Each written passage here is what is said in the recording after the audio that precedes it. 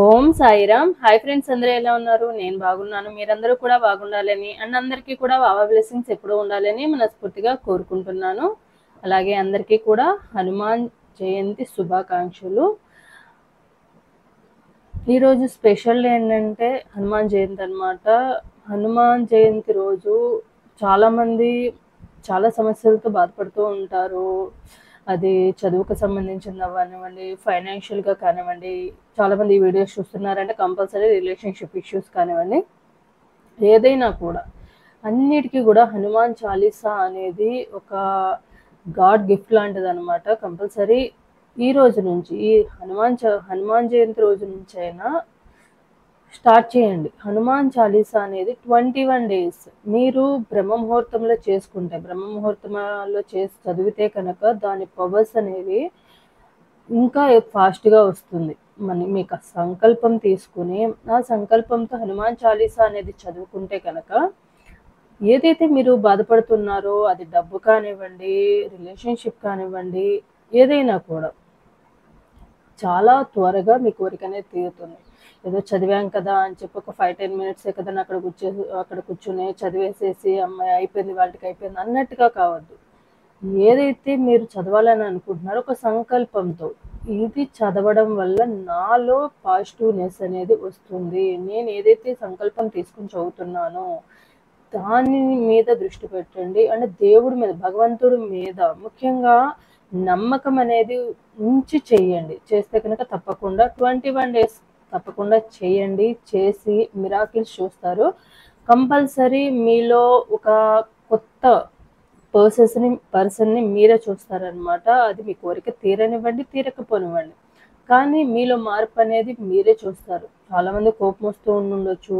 ఈ 90s పుట్టిన వాళ్ళలో మ్యాక్సిమం మెంబర్స్ అందరూ కూడా కోపం ఎక్కువ ఉన్న పర్సన్సే ఉన్నారు. సో ఎక్కువగా ఈ 90s కానివ్వండి, ఈ 2000లో పుట్టిన వాళ్ళందరికీ కూడా ఆఫ్టర్ 2000 అందరూ కూడా ఎమోషన్స్ అండ్ ఓవర్ ఫాస్ట్నెస్ అనమాట. సో వీళ్ళకి కానివ్వండి, ఎవరైనా కూడా చదువుకోవడం వలన మీలో మార్పు అనేది తప్పకుండా చూడవచ్చు. అలాగే కంపల్సరీ కొంతమంది చదువుకోలేని వాళ్ళు ఉండొచ్చు, కొంతమంది చదవడం ఇంట్రెస్ట్ లేకపోవచ్చు. ఇలాంటి వాళ్ళు ఉన్న వాళ్ళకి ఏంటంటే హనుమాన్ చాలీసా అనేది ప్లే చేయండి. యూట్యూబ్లో మనకు అన్ని రకాలైన కూడా మనకి అవైలబుల్గా ఉన్నాయి. హనుమాన్ చాలీసా అని తెలుగు అని కొట్టినా కూడా వస్తుంది. సో అది ప్లే చేసుకుని మ్యాక్సిమం 10 to 15 minutes ఉన్న వీడియోసే ఉంటాయి అన్నమాట. హనుమాన్ చాలీసా పెట్టుకోండి, ప్రశాంతంగా ఒక చోట కూర్చోండి, వినండి. అది మనసులోకి మీరు వేరే ఆలోచన పెట్టుకోకుండా వినండి. తప్పకుండా చేంజ్ అనేది మీ లైఫ్లో కనిపిస్తుంది. సో 21 days నుంచి స్టార్ట్ చేయండి. 41 days లోపు మీ కోరిక ఏదైనా ఉన్నా కూడా అది తీరే అవకాశం అయితే 100% ఉంది. ఏదైనా కూడా నమ్మకంతో చేయాలి. సో ఇది చేసేస్తే మనకి ఇది వచ్చేస్తుంది, సో ఇది చేసేయాలి అన్నట్టుగా మాత్రం చేయకండి. సో భగవంతుడి మీద నమ్మకంతో చేయండి ఏదైనా కూడా.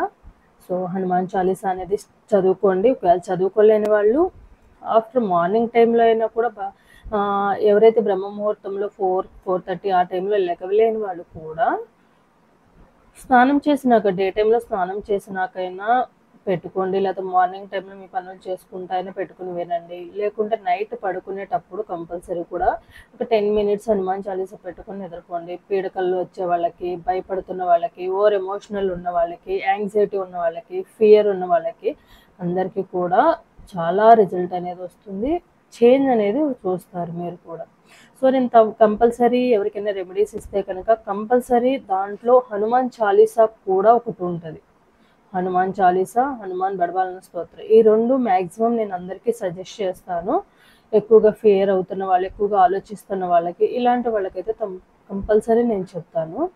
సో ఈ హనుమాన్ జయంతి రోజు అట్లీస్ట్ కొంతమంది అయినా చేంజ్ అవుతారన్న విధంగా, ఫాలో అవుతారన్న విధంగా నేను ఇదైతే చెప్పడం అయితే జరుగుతుంది. ఇంట్రెస్ట్ లేని వాళ్ళు స్కిప్ చేసేయండి. మనం రోజులో ఎంతో టైం రీల్స్ చూడడానికి కానివ్వండి, ఇన్స్టాగ్రామ్స్లో రీల్స్ చూడడానికి కానివ్వండి, టైం వేస్ట్ చేసే పనులుగా మనం చాలా చేస్తున్నాం. సో ఒక 10 to 15 minutes మన కోసం మనం దేవుడి ధ్యానంలో ఉండడం వల్ల మనకి పాజిటివ్నెస్ అండ్ మనకి మంచి జరుగుతుందంటే అది చేయడంలో తప్పేముంది. సో ఫాలో అయ్యేవాళ్ళు ఫాలో అవ్వండి. సో రీడింగ్లోకి వెళ్దాము. ఈరోజు రీడింగ్ వచ్చేసి మీ మనసులో ఉన్న వ్యక్తి ఎవరైతే ఉన్నారో, మీ ఫ్రెండ్ అవనివ్వండి, ఫ్యామిలీ మెంబర్స్ అవ్వచ్చు, వైఫ్ అండ్ హస్బెండ్ అవ్వచ్చు, X boy friend, ex girl friend అవ్వచ్చు, ఎవరైనా అవ్వచ్చు, అలాగే రిలేటివ్స్ అవ్వచ్చు, ఎవరైనా అవ్వచ్చు, మీరు ఏ రిలేషన్లో అయినా ఉండనివ్వండి. సో మీ మనసులో ఉన్న వ్యక్తి ప్రెజెంట్ ఎలా ఉన్నారు? పాస్ట్లో ఉన్నట్టే ఉన్నారా? చేంజ్ ఏమైనా ఉందా? ఫ్యూచర్లో దీనికన్నా దారుణంగా ఉంటారా? ఫ్యూచర్లో మార్పు ఏమైనా వస్తుందా? దీనికి సంబంధించిన రీడింగ్ అనేది మనం తీద్దాము. సో రీడింగ్లోకి వెళ్ళే ముందు ఎవరికైతే నా వీడియో కనుక నచ్చితే, ఎవరైతే సబ్స్క్రైబ్ చేసుకుని వాళ్ళు ఉన్నారో తప్పకుండా సబ్స్క్రైబ్ చేసుకోండి.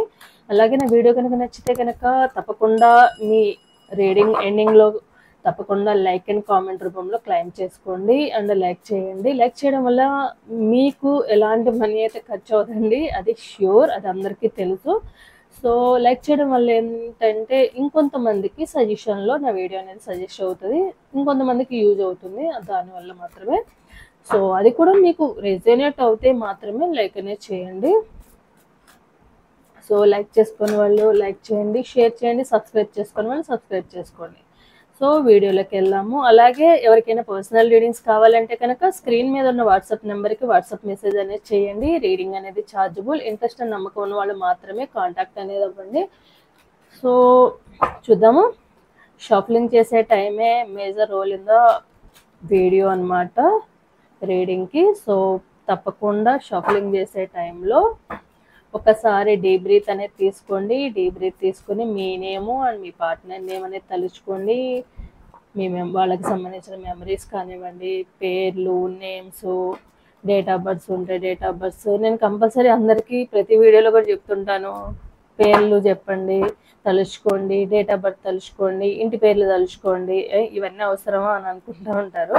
సో అది కూడా కంపల్సరీ తలుచుకోవడం వల్ల ఎనర్జీస్ ఇంకా యాక్యురేట్గా కనెక్ట్ అవుతాయి అన్నమాట. స్కిప్ చేసే వాళ్ళు ఉన్నారు చాలామంది. వీడియో ఏంటంటే స్కిప్ చేసేసి ఎక్కడైతే వీడియో రీడింగ్ అనేది స్టార్ట్ చేస్తామో అక్కడ నుంచి చూడడం వల్ల ఏంటంటే ఎనర్జీస్ కనెక్ట్ అవ్వకపోగా ఏవైతే ఎనర్జీస్ ఉంటాయో, ఏంటంటే ఇవి ఎనర్జీస్ తీసుకునేది చాలామందికి తెలియదు అనమాట. సరే ఈరోజు ఏం చెప్తున్నారో విందాము, మనకు నచ్చినట్టుగా చెప్తారా. నాకు చాలామంది అనుకుంటూ ఉంటారు ఈవిడ ఎప్పుడో నెగిటివ్గానే చెప్తూ ఉంటారు, పాజిటివ్గా మ్యాక్సిమం ఉండవని అనుకుంటారు. సో రీడింగ్లో ఏదొస్తే అదే నేను చెప్తాను, కానీ స్క్రిప్ట్ రాసుకోను, వేరే అయితే ఏం చెప్పానండి. సో అదైతే దృష్టిలో పెట్టుకోండి. సో చూద్దాము. మీ మనసులో ఉన్న వ్యక్తి పాస్ట్లో ఉన్నట్టే ఇప్పుడు కూడా ఉన్నారా? ఫ్యూచర్లో ఏమైనా మార్పు వస్తుందా? ప్రజెంట్ ఎలా ఉన్నారు? సో ఫస్ట్ మనము పాస్ట్లో చూద్దాము. పాస్ట్లో చూసినాక ప్రెజెంట్ చూద్దాము, ప్రెజెంట్ చూసినాక ఫ్యూచర్లో చూద్దాము. సో ఫస్ట్ వచ్చేసి పాస్ట్ కొన్ని కార్డ్స్ తీద్దాం మనము. సో పాస్ట్ కార్డ్స్ కనిపించట్లేదు అనుకుంటా.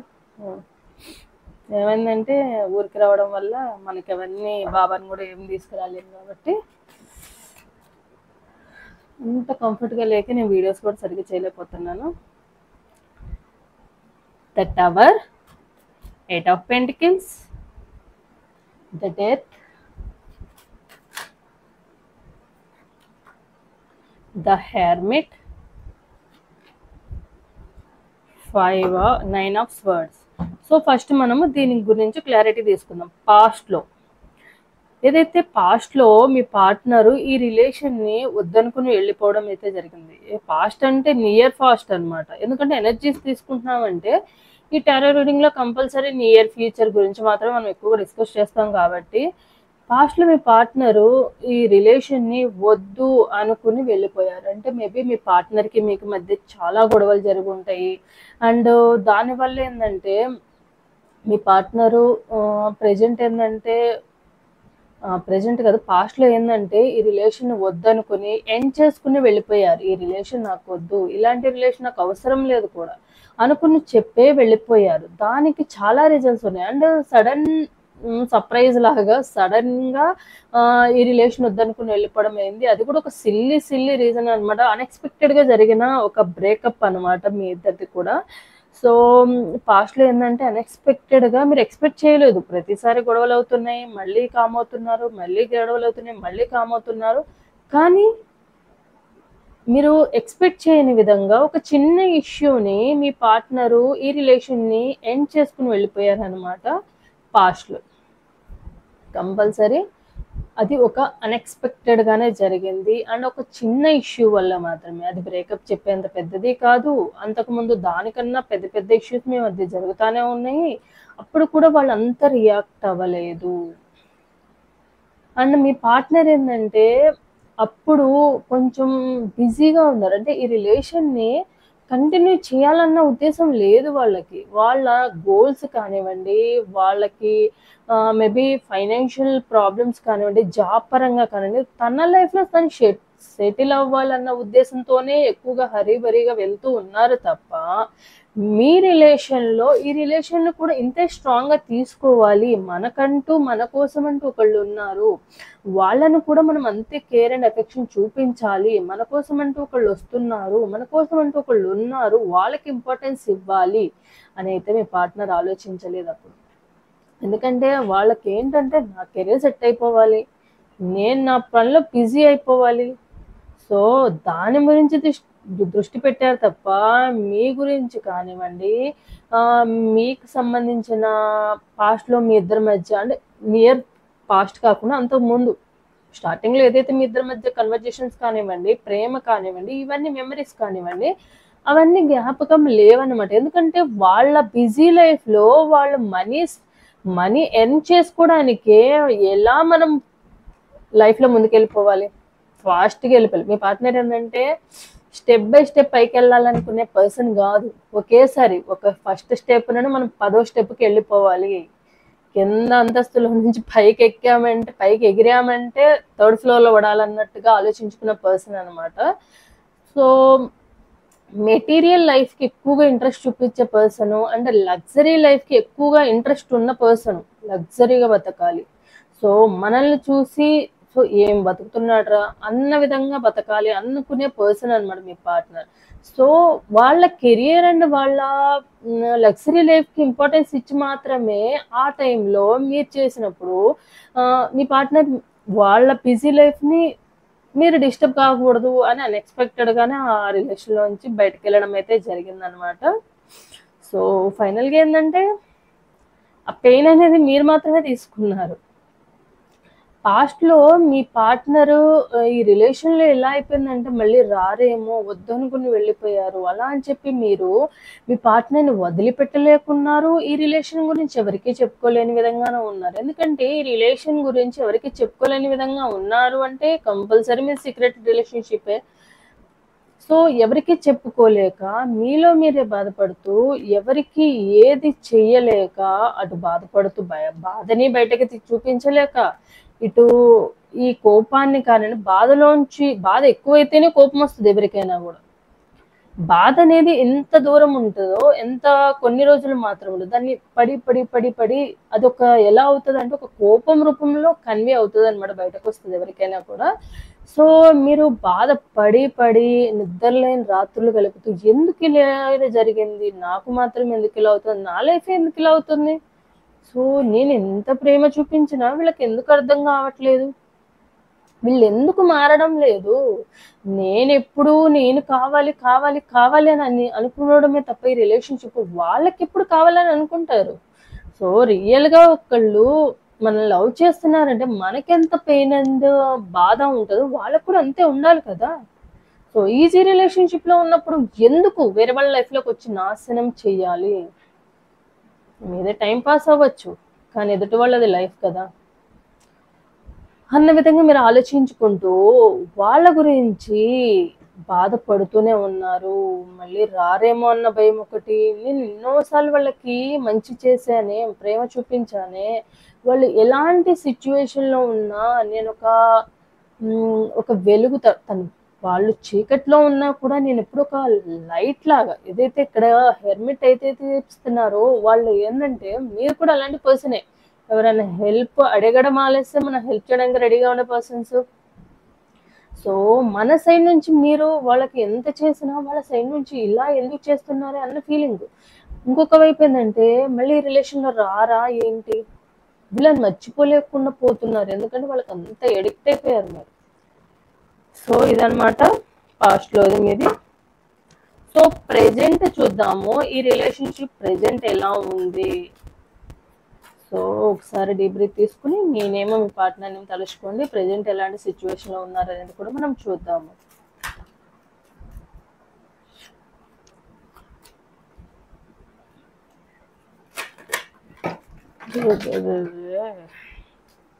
ఒక్క నిమిషం, మెస్సి అయిపోయింది.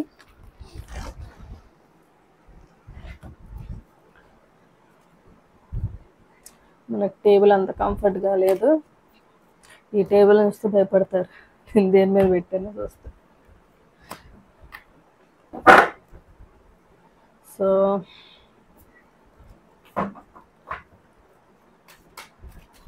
సో ప్రెజెంట్ ఎలాంటి సిచ్యువేషన్లో ఉన్నారు, మీ రిలేషన్ ఎలాంటి సిచ్యువేషన్లో ఉన్నారు చూద్దాం. King of pentacles,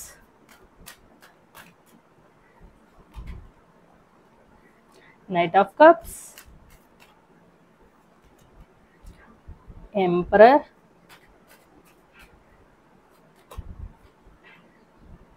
the Magician, the Empress.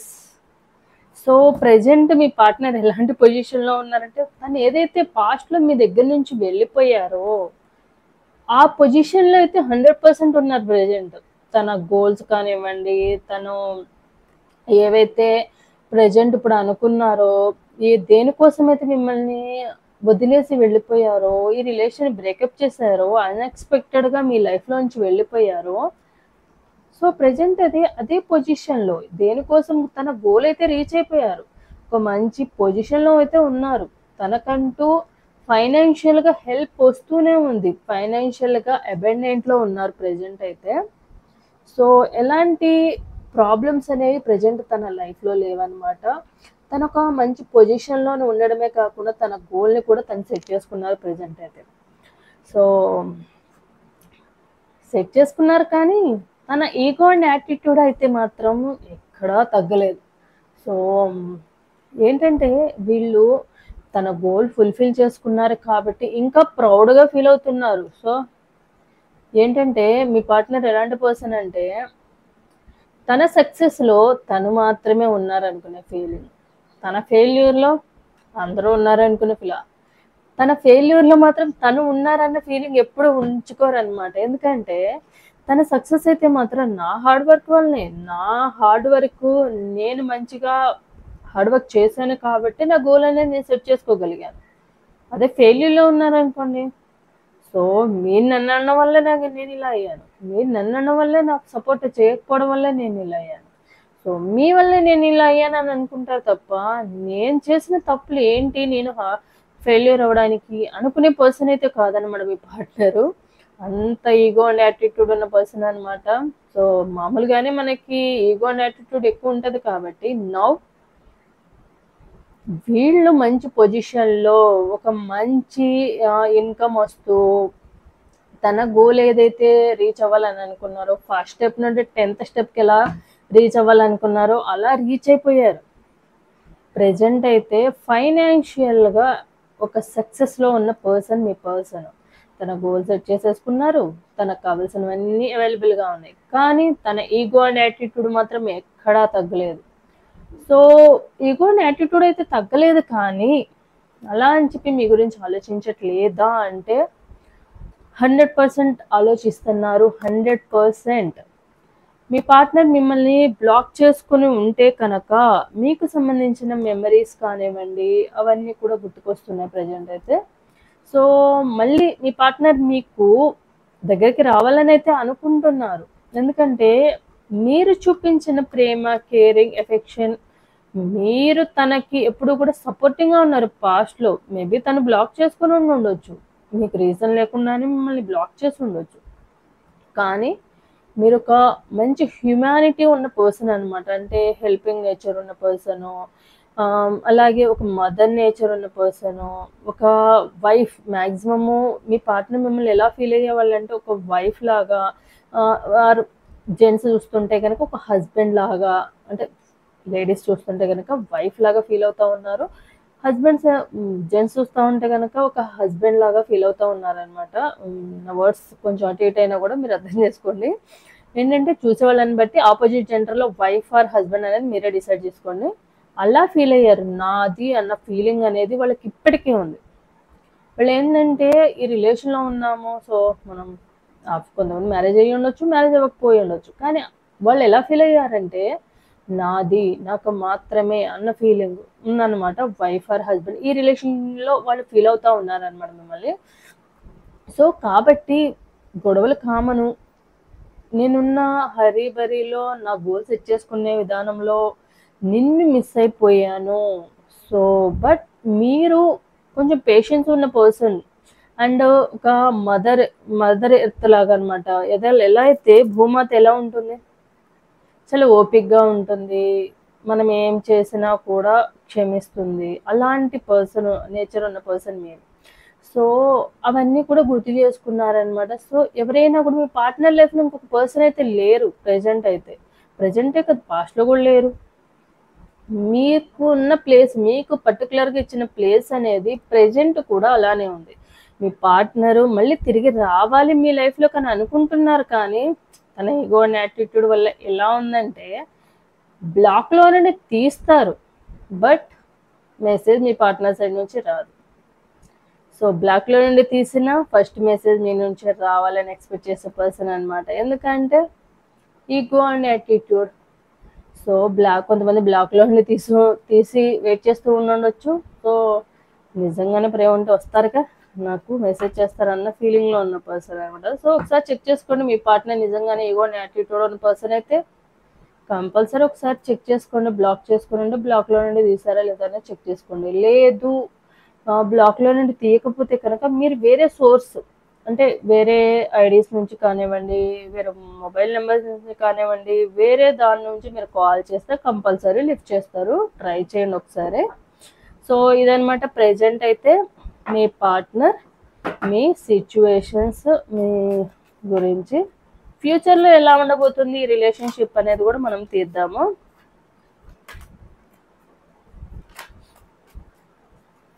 Future అంటే డెఫినెట్‌గా నియర్ ఫ్యూచర్ మాత్రమే.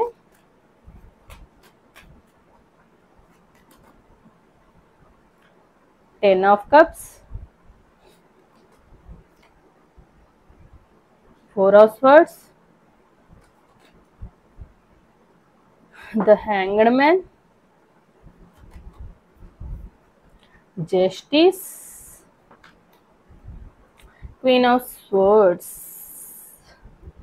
సో, ఫ్యూచర్‌లో కూడా ఏందంటే మీ రిలేషన్ ఏదైతే ఉందో మీ పార్ట్నర్ మీతో హ్యాపీగా ఉండడానికి కొన్ని అంటే మీతో మళ్ళీ రీయూనియన్ డెఫినెట్‌గా అవుతుంది. ఎందుకంటే మీకు 100% న్యాయం అయితే కంపల్సరీ మీ పార్ట్నర్ మీకు డెఫినెట్‌గా 100% న్యాయం అయితే చేస్తారు.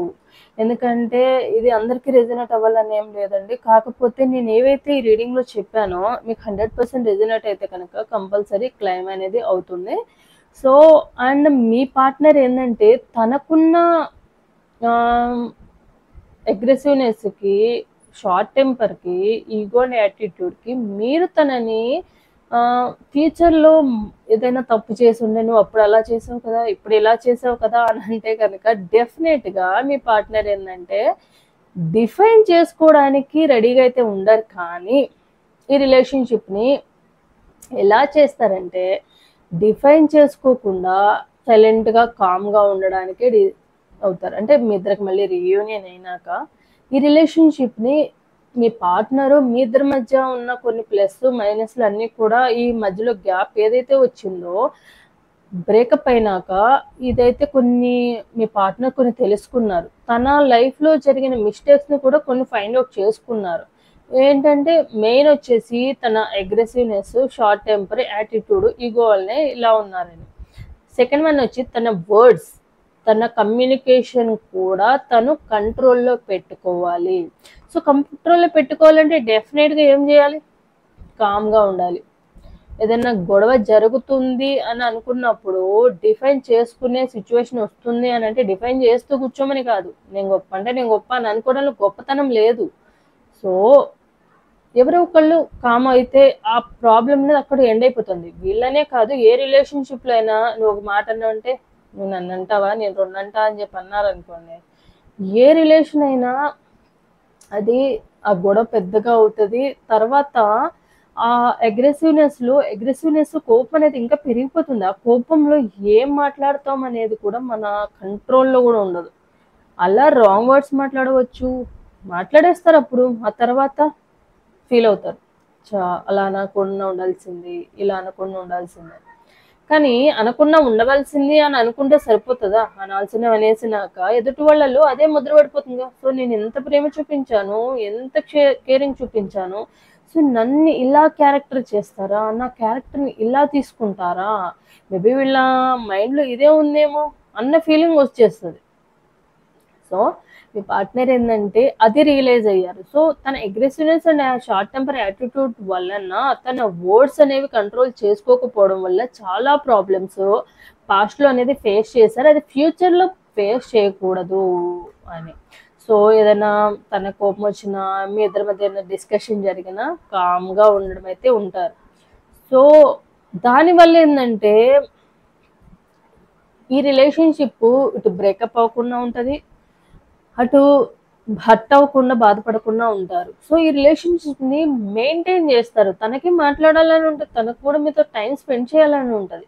కానీ డిఫైన్ చేసుకుంటూ ఉండకూడదన్న ఒక్క ఉద్దేశంతో తను మీకంత టైం ఇవ్వకపోవచ్చు. తనకు ప్రేమ లేక ఇవ్వకపోవడం కాదు ఫ్యూచర్‌లో అనేది. తన లవ్‌ని ఈ రిలేషన్‌షిప్‌ని గొడవలతో ముందుకు తీసుకెళ్ళాలని కూడదు. సైలెంట్‌గా ఉండి కొన్ని సిట్యుయేషన్స్‌లో కామ్‌గా ఉండడం వల్ల కూడా ఎదుటి వాళ్ళకి కూడా రియలైజ్ అవుతారు అన్న ఉద్దేశంతో మీ పార్ట్నర్ అనేది సిట్యుయేషన్‌ని హ్యాండిల్ అయితే చేస్తారు. సో, మీరు కూడా మేబీ మీరు మదర్ ఎర్త్ పర్సన్ అయినా కూడా కొన్ని సిట్యుయేషన్స్‌లో ఏందంటే ఎదుటి వాళ్ళ మాటల వల్ల కొంతమంది ఎలా ఉంటారంటే మాట్లాడకపోయినా కోపమొచ్చేస్తది. టైంకి ఇవ్వకపోయినా కోపమొచ్చేస్తది. సో, అడిగేది ఇదే కదా! మీరు ఎలాంటి పర్సన్ అంటే మీకు కోపమొచ్చేది కూడా because of time and caring చూపించకపోవడం, ఎఫెక్షన్ అండ్ లవ్ అని చూపించకపోవడము రెండిటి వల్ల మాత్రమే. సో, మీ పార్ట్నర్ ఏందంటే నా బిజీనెస్ నువ్వు అర్థం చేసుకోవచ్చు కదా!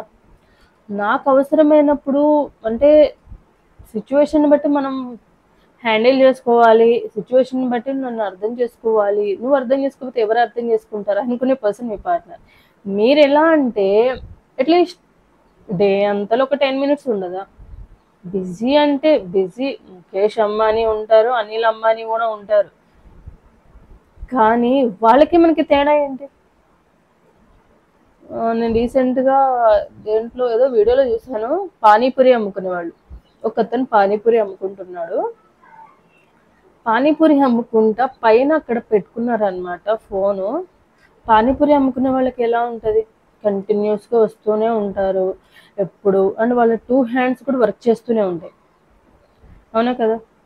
పానీపూరి ఇస్తా ఉండాలి. చాట్ అవి కలుపుతా ఉంటారు. 2 హ్యాండ్స్‌తో ఏదో ఒక వర్క్ చేస్తూనే ఉంటారు.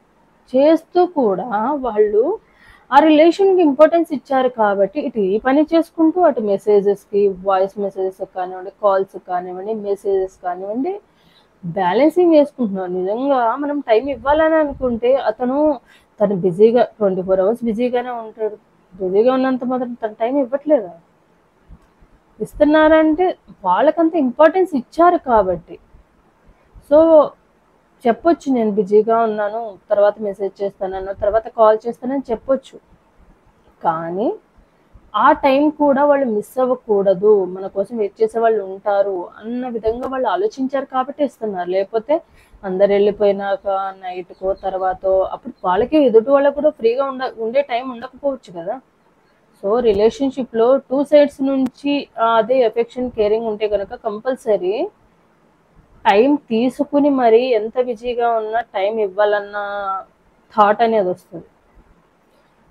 లవ్ అంటే స్టార్టింగ్‌లో హాయ్, హలో అని గంటలు గంటలు మాట్లాడేసుకుని తర్వాత ఖాళీగా ఉన్నా, బిజీగా ఉన్నా అని ఏం చెప్తారు ఎప్పుడు ఏదో ఒకటి అంటూ ఉంటారని చెప్పి అవాయిడ్ చేయడం. ఇదైతే లవ్ కాదు. దాన్నేమంటారనేది మీరే ఒక పేరు పెట్టేసుకోండి. అలా చేసేవాళ్ళందరూ కూడా.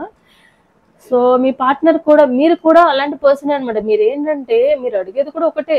ప్రేమ, ఎఫెక్షను, టైం కొంచెం టైము. అది మీ పార్ట్నర్ ఇవ్వకపోవడం వల్లే మీ ఇద్దరు గొడవలు జరుగుతూ ఉన్నాయి. అవి 2 ఇస్తే మీరు ఎప్పటికీ గొడవలనేవి జరగవు మీ పార్ట్నర్ సైడ్ నుంచి, మీకు సైడ్ నుంచి. సో, అది ఫ్యూచర్‌లో మీ పార్ట్నర్ బ్యాలెన్సింగ్ చేసుకోవడానికి, గొడవలు జరగకుండా కూల్‌గా ఉండడానికి, తన సైడ్ నుంచి కొన్ని మిస్టేక్స్‌ని మెయింటైన్ చేయడానికి, అంటే మిస్టేక్స్ జరగకుండా చూసుకోవడానికి మీ పార్ట్నరు ఇలాంటివన్నీ కూడా మీ పార్ట్నర్ అనేవాళ్ళు బ్యాలెన్సింగ్ చేసుకుంటారు. సో, ఫైనల్‌గా నేను చెప్పేదైతే ఇదే అనమాట. సో, ఎవరికైతే రెజొనేట్ అవుతుందో తప్పకుండా క్లెయిమ్ చేసుకోండి. అండ్ ఒక లైక్ అండ్ కామెంట్ రూపంలో క్లెయిమ్ చేసుకోండి. ఈరోజు హనుమాన్ జయంతి కాబట్టి తప్పకుండా జై హనుమాన్ అనేది కామెంట్ రూపంలో పెట్టండి. సో, ఇంట్రెస్ట్ ఉన్న వాళ్ళు మాత్రం తప్పకుండా హనుమాన్ చాలీసా అనేది చదవడం కానీ, వినడం కానీ ఈ రోజు నుంచి స్టార్ట్ చేయండి. అందరికీ మంచి జరగాలని ఆ దేవుడిని నేను కూడా ప్రార్థిస్తాను, ప్రతి ఒక్కళ్ళకి కూడా. సో, చాలామంది రిలేషన్షిప్ ప్రాబ్లమ్స్తోనే వస్తున్నారు కాబట్టి, సో ఏదైతే మేబీ మీ పార్ట్నరు ఇంక తిరిగి రాని సిచ్యువేషన్‌లో ఉన్నా, ఈ హనుమాన్ చాలీసా నుంచి మీరు హీల్ అవుతారు. మీలో ఉన్న ఆ ఎమోషన్స్‌ని, బ్లాకేజెస్‌ని, ఎమోషనల్ బ్లాకేజెస్‌ని, రిలేషన్షిప్ బ్లాకేజెస్‌ని మీ హార్ట్ చక్రాలో ఉన్న అన్ని బ్లాకేజెస్‌ని కూడా హీల్ అవుతారు. సో, తప్పకుండా ట్రై చేయండి. ఇంట్రెస్ట్ ఉన్నవాళ్ళు మాత్రమే. ఎవరిని ఫోర్సబుల్‌గా ఏమీ చేయమని నేను ఎవ్వరికీ సజెస్ట్ చేయను. మంచి జరుగుతుందననే చెప్తాం ఎవరైనా. సో, అది నలుగురికి పంచడం వల్ల మంచి అనేది స్ప్రెడ్ అవుతుందంతే. కాకపోతే ఈ రోజుల్లో ఏందంటే మంచి కన్నా చెడు తొందరగా స్ప్రెడ్ అవుతుంది కాబట్టి, సో, అదే ఎక్కువగా తీసుకుంటారు. సో, ఇదనమాట నా video. Thanks for watching my video.